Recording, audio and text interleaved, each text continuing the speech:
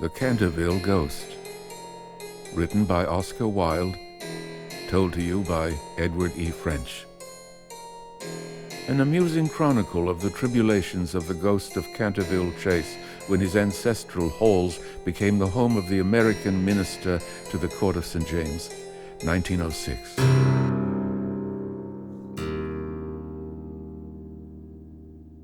One.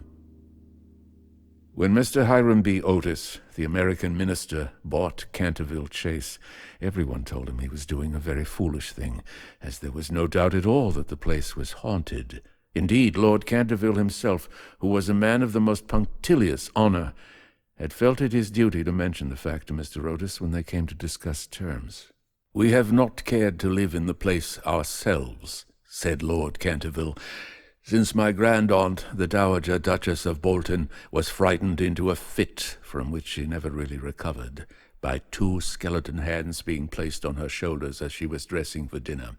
And I feel bound to tell you, Mr. Otis, that the ghost has been seen by several living members of my family, as well as by the rector of the parish, the Reverend Augustus Dampier, who is a fellow of King's College, Cambridge.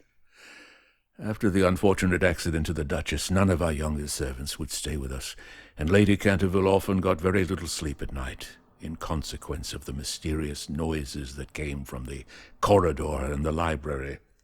"My lord," answered the minister, "I will take the furniture and the ghost at a valuation. I have come from a modern country where we have everything that money can buy, and with all our spry young fellows painting the old world red and carrying off your best actors and prima donnas, I reckon that if there were such a thing as a ghost in Europe, we'd have had it at home in a very short time in one of our public museums, or on the road as a show." "I fear that the ghost exists," said Lord Canterville, smiling, "though it may have resisted the overtures of your enterprising impresarios. It has been well known for 3 centuries, since 1584 in fact, and always makes its appearance before the death of any member of our family." "Well, so does the family doctor, for that matter, Lord Canterville. But there is no such thing, sir, as a ghost, and I guess the laws of nature are not going to be suspended for the British aristocracy." "You are certainly very natural in America," answered Lord Canterville, who did not quite understand Mr. Otis's last observation. "And if you don't mind a ghost in the house, it is all right. Only you must remember I warned you." A few weeks after this, the purchase was concluded, and at the close of the season the minister and his family went down to Canterville Chase. Mrs. Otis, who, as Miss Lucretia R. Tappan of West 53rd Street, had been a celebrated New York belle, was now a very handsome, middle-aged woman with fine eyes and a superb profile. Many American ladies on leaving their native land adopt an appearance of chronic ill health under the impression that it is a form of European refinement. But Mrs. Otis had never fallen into this error. She had a magnificent constitution and a really wonderful amount of animal spirits. Indeed, in many respects she was quite English, and was an excellent example of the fact that we have really everything in common with America nowadays, except, of course, language. Her eldest son, christened Washington by his parents in a moment of patriotism which he never ceased to regret, was a fair-haired, rather good-looking young man who had qualified himself for American diplomacy by leading the German at the Newport Casino for 3 successive seasons, and even in London was well known as an excellent dancer. Gardenias and the peerage were his only weaknesses. Otherwise he was extremely sensible. Miss Virginia E. Otis was a little girl of 15, lithe and lovely as a fawn, and with a fine freedom in her large blue eyes. She was a wonderful Amazon, and had once raced old Lord Bilton on her pony twice round the park, winning by a length and a half, just in front of the Achilles statue, to the huge delight of the young Duke of Cheshire, who proposed for her on the spot, and was sent back to Eton that very night by his guardians, in floods of tears. After Virginia came the twins, who were usually called the Star and Stripes, as they were always getting swished. They were delightful boys, and with the exception of the worthy minister, the only true Republicans of the family.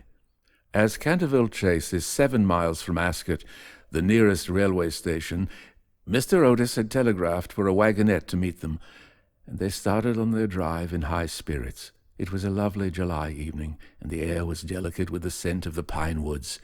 Now and then they heard a wood pigeon brooding over its own sweet voice, or saw, deep in the rustling fern, the burnished breast of the pheasant.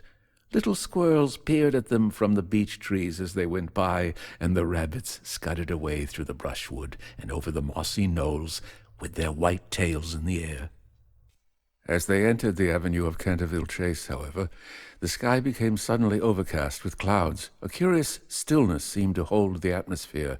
A great flight of rooks passed silently over their heads, and, before they reached the house, some big drops of rain had fallen. Standing on the steps to receive them was an old woman, neatly dressed in black silk, with a white cap and apron. This was Mrs. Umney, the housekeeper, whom Mrs. Otis, at Lady Canterville's earnest request, had consented to keep in her former position. She made them each a low curtsy as they alighted, and said, in a quaint, old-fashioned manner, "I bid you welcome to Canterville Chase." Following her, they passed through the fine Tudor hall into the library, a long, low room panelled in black oak, at the end of which was a large stained-glass window.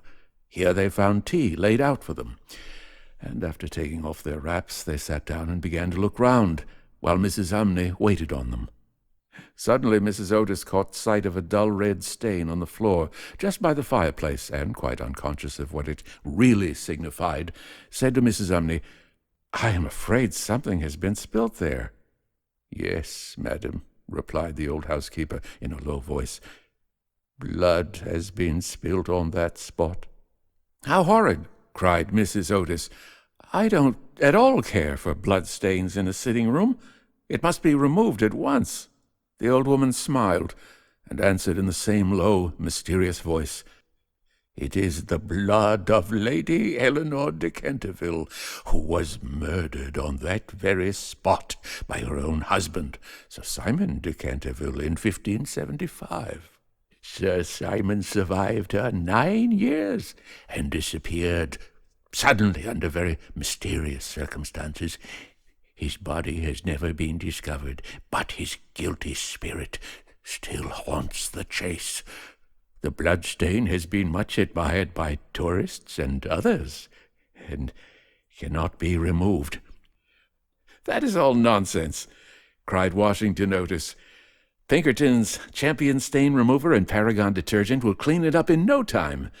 And before the terrified housekeeper could interfere, he had fallen upon his knees and was rapidly scouring the floor with a small stick of what looked like a black cosmetic.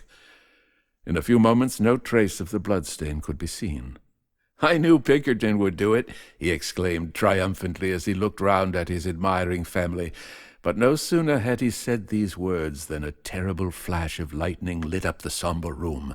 A fearful peal of thunder made them all start to their feet, and Mrs. Umney fainted. "What a monstrous climate," said the American minister calmly as he lit a long cheroot. "I guess the old country is so overpopulated that they have not enough decent weather for everybody. I've always been of the opinion that emigration is the only thing for England." "My dear Hiram," cried Mrs. Otis, "what can we do with a woman who faints?" "Charge it to her like breakages," answered the minister. "She won't faint after that." And in a few moments Mrs. Umney certainly came to. There was no doubt, however, that she was extremely upset, and she sternly warned Mr. Otis to beware of some trouble coming to the house. "I have seen things with my own eyes, sir," she said, "that would make any Christian's hair stand on end, and many a night I have not closed my eyes in sleep for the awful things that are done here." Mr. Otis, however, and his wife warmly assured the honest soul that they were not afraid of ghosts, and, after invoking the blessings of Providence on her new master and mistress, and making arrangements for an increase of salary, the old housekeeper tottered off to her own room. 2. The storm raged fiercely all that night, but nothing of particular note occurred. The next morning, however, when they came down to breakfast, they found the terrible stain of blood once again on the floor. "I don't think it can be the fault of the Paragon detergent," said Washington, "for I have tried it with everything. It must be the ghost." He accordingly rubbed out the stain a second time, but the second morning it appeared again. The third morning also it was there, though the library had been locked up at night by Mr. Otis himself, and the key carried upstairs. The whole family were now quite interested. Mr. Otis began to suspect that he had been too dogmatic in his denial of the existence of ghosts. Mrs. Otis expressed her intention of joining the Psychical Society, and Washington prepared a long letter to Messrs. Myers and Podmore on the subject of the permanence of sanguineous stains when connected with crime. That night all doubts about the objective existence of phantasmata were removed forever. The day had been warm and sunny, and in the cool of the evening the whole family went out to drive.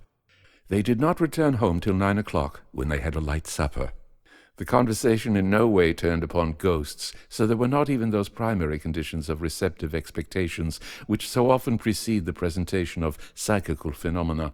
The subjects discussed, as I have since learned from Mr. Otis, were merely such as form the ordinary conversation of cultured Americans of the better class, such as the immense superiority of Miss Fanny Davenport over Sarah Bernhardt as an actress, the difficulty of obtaining green corn, buckwheat cakes, and hominy, even in the best English houses, the importance of Boston in the development of the world soul, the advantages of the baggage check system in railway traveling, and the sweetness of the New York accent as compared to the London drawl.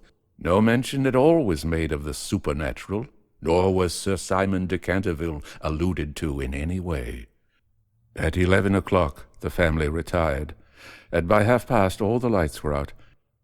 Some time after, Mr. Otis was awakened by a curious noise in the corridor outside his room. It sounded like the clank of metal, and seemed to be coming nearer every moment. He got up at once, struck a match, and looked at the time. It was exactly 1 o'clock.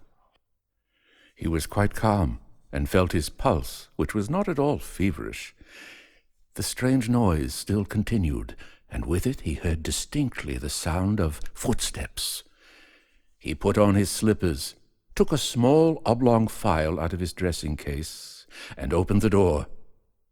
Right in front of him he saw, in the wan moonlight, an old man of terrible aspect. His eyes were as red burning coals. Long grey hair fell over his shoulders in matted coils. His garments, which were of antique cut, were soiled and ragged, and from his wrists and ankles hung heavy manacles and rusty gyves. "My dear sir," said Mr. Otis, "I really must insist on your oiling those chains, and I have brought you for that purpose a small bottle of the Tammany Rising Sun lubricator. It is said to be completely efficacious upon one application, and there are several testimonials to that effect on the wrapper from some of our most eminent native divines. I shall leave it here for you by the bedroom candles, and will be happy to supply you with more should you require it." With these words, the United States minister laid the bottle down on a marble table and, closing the door, retired to rest. For a moment, the Canterville ghost stood quite motionless in natural indignation. Then, dashing the bottle violently upon the polished floor, he fled down the corridor, uttering hollow groans and emitting a ghastly green light. Just, however, as he reached the top of the great oak staircase, a door was flung open.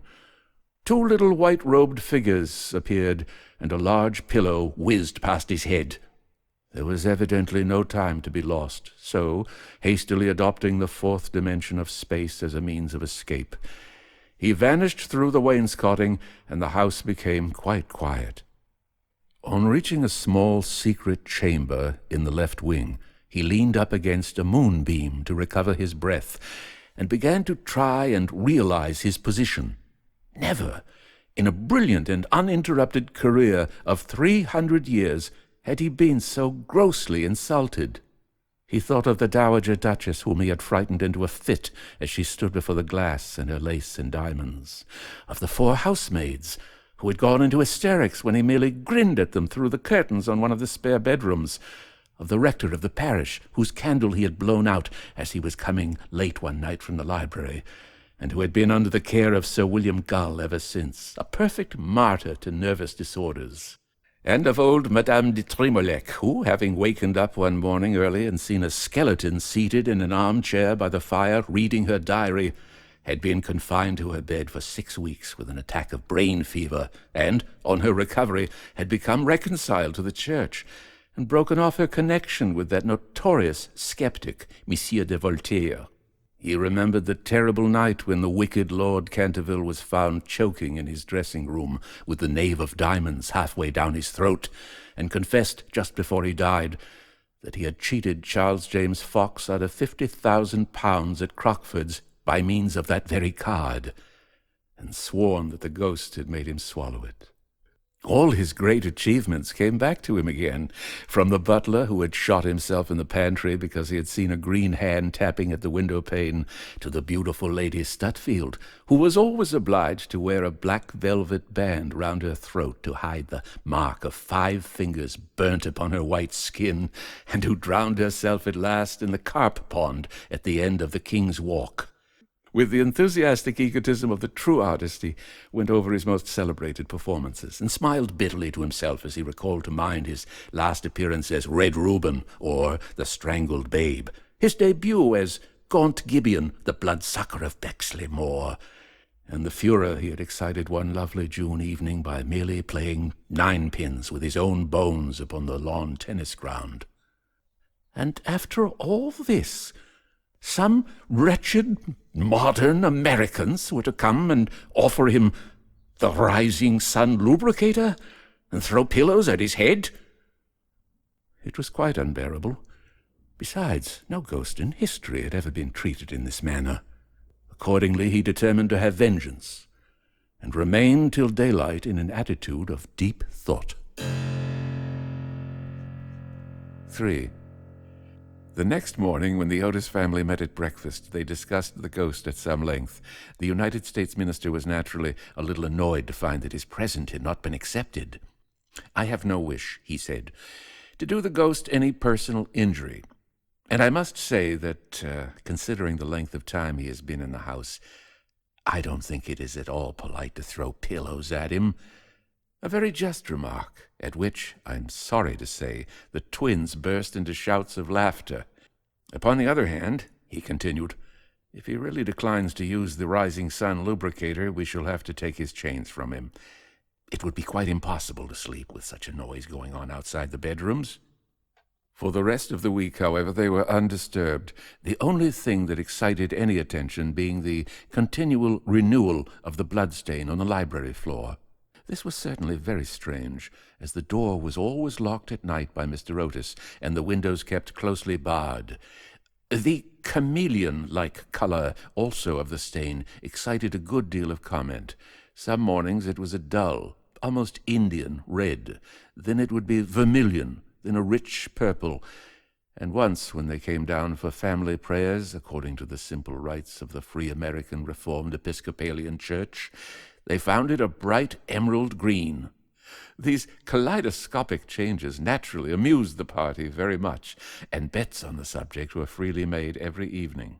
The only person who did not enter into the joke was little Virginia, who, for some unexplained reason, was always a good deal distressed at the sight of the blood-stain, and very nearly cried the morning it was emerald green.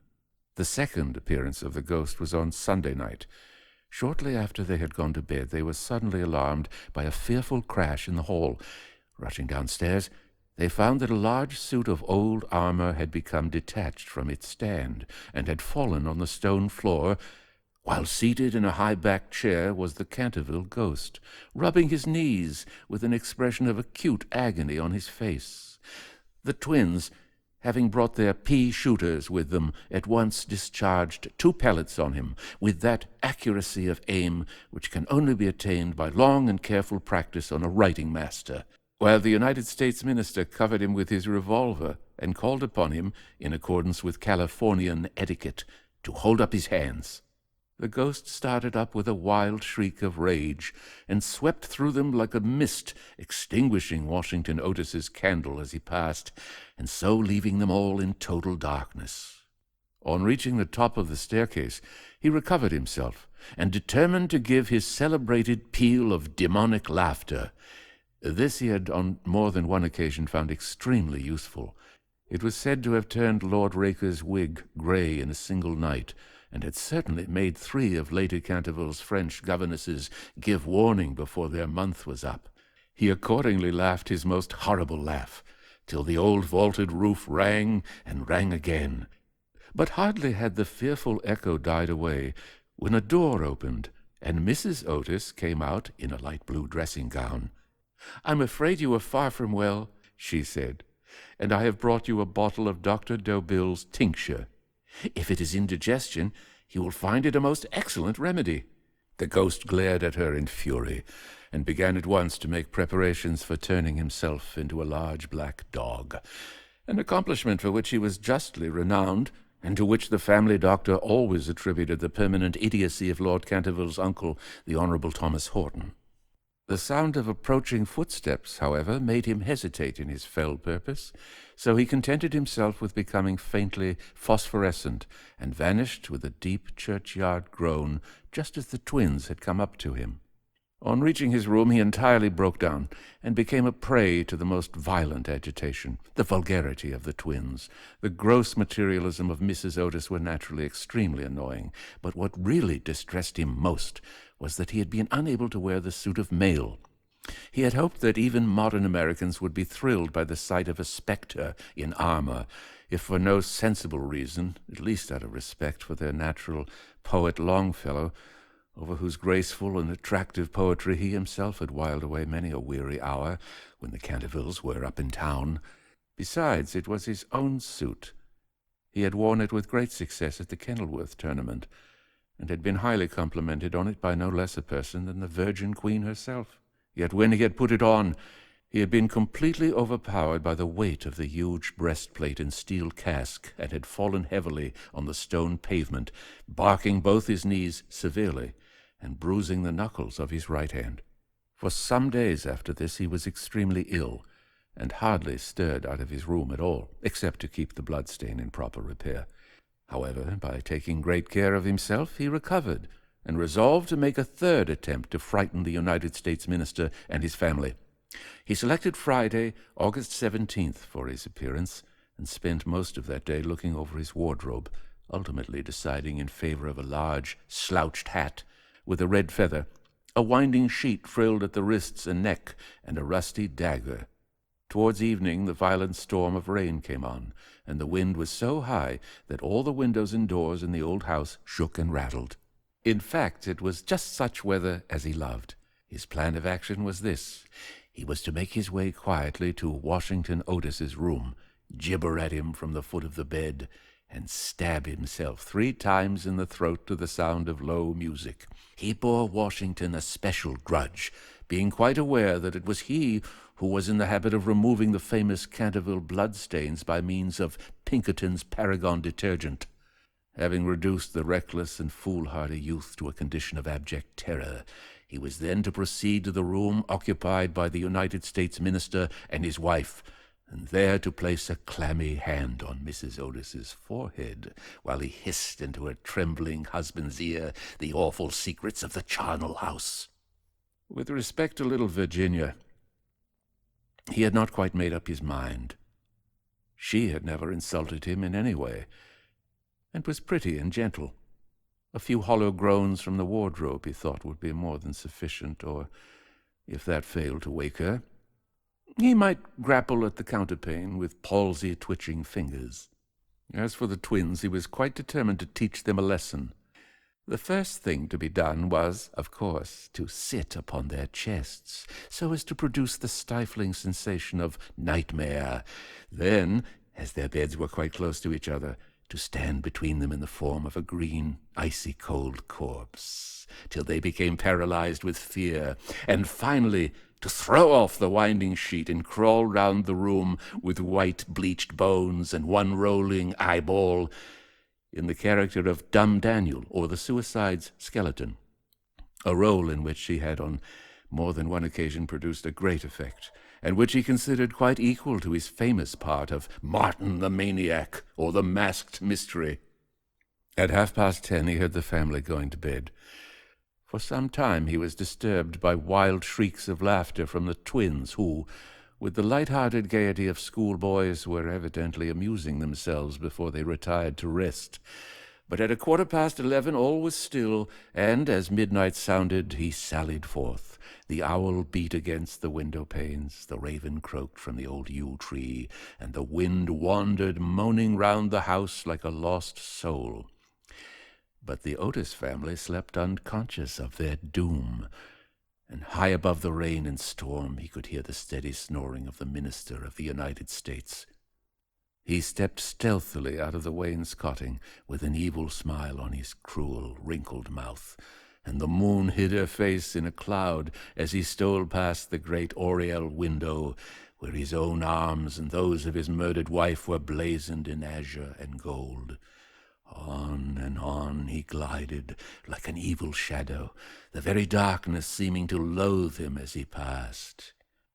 Once he thought he heard something call and stopped, but it was only the baying of a dog from the Red Farm, and he went on, muttering strange 16th-century curses, and ever and anon brandishing the rusty dagger in the midnight air. Finally he reached the corner of the passage that led to luckless Washington's room. For a moment he paused there, the wind blowing his long grey locks about his head and twisting into grotesque and fantastic folds the nameless horror of the dead man's shroud. Then the clock struck the quarter, and he felt the time was come. He chuckled to himself and turned the corner, but no sooner had he done so than, with a piteous wail of terror, he fell back and hid his blanched face in his long bony hands. Right in front of him was standing a horrible spectre, motionless as a carven image and monstrous as a madman's dream. Its head was bald and burnished, its face round and fat and white, and hideous laughter seemed to have writhed its features into an eternal grin. From the eyes streamed rays of scarlet light, the mouth was a wide well of fire, and a hideous garment like to his own swathed with its silent snows the Titan form. On its breast was a placard with strange writing in antique characters, some scroll of shame it seemed, some record of wild sins, some awful calendar of crime, and, with its right hand, it bore aloft a falchion of gleaming steel. Never having seen a ghost before, he naturally was terribly frightened, and after a second hasty glance at the awful phantom, he fled back to his room, tripping up in his long winding sheet as he sped down the corridor, and finally dropping the rusty dagger into the minister's jack-boots, where it was found in the morning by the butler. Once in the privacy of his own apartment, he flung himself down on a small pallet bed and hid his face under the clothes.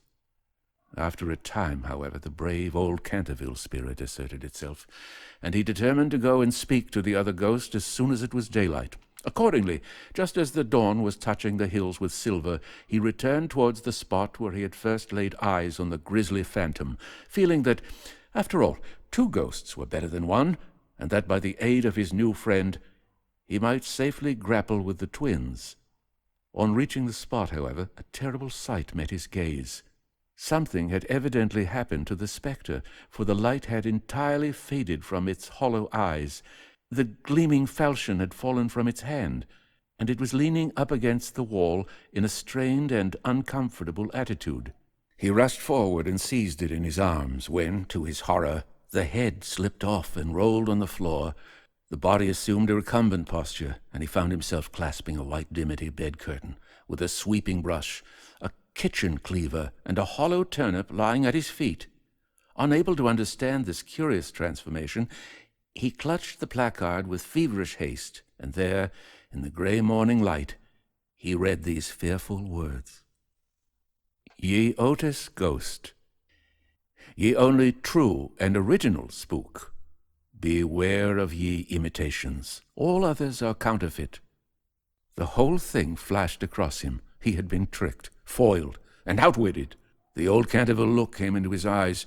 He ground his toothless gums together, and raising his withered hands high above his head, swore according to the picturesque phraseology of the antique school that, When Chanticleer sounded twice his merry horn, deeds of blood would be wrought, and murder would walk abroad with silent feet. Hardly had he finished this awful oath, when from the red-tiled roof of a distant homestead a cock crew. He laughed a long, low, bitter laugh, and waited. Hour after hour he waited, but the cock, for some strange reason, did not crow again. Finally, at 7:30, the arrival of the housemaids made him give up his fearful vigil, and he stalked back to his room, thinking of his vain oath and baffled purpose. There he consulted several books of ancient chivalry, of which he was exceedingly fond, and found that on every occasion on which this oath had been used, Chanticleer had always crowed a second time. "Perdition seize the naughty fowl," he muttered. "I have seen the day when, with my own stout spear, I would have run him through the gorge and made him crow for me, and 'twere in death." He then retired to a comfortable lead coffin and stayed there till evening.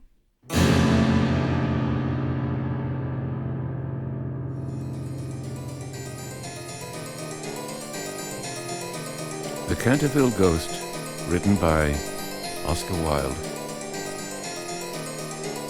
narrated by Edward E.